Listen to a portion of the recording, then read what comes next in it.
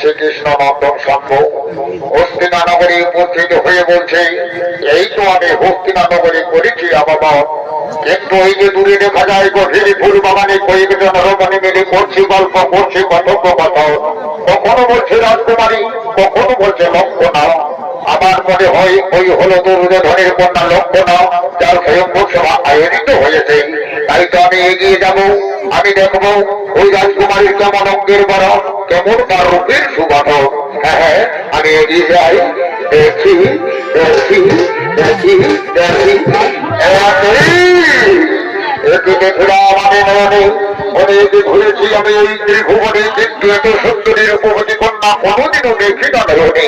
সে যেন রূপে লক্ষ্মী, সে গুণবতী, সেই রূপেরই বাহার, বাহারে দেখিয়া অন্তরে গৃহে জাগিত আমার। কিন্তু না, এখন যদি আমি হিরণ্যর সভায় যাই, সেখানে শত শত রাজা রাজকুমারের মাঝে আমার মনে যদি বড়মানা না দেয়, তাহলে তো আমার মনের বাসনা পূর্ণ হবে না।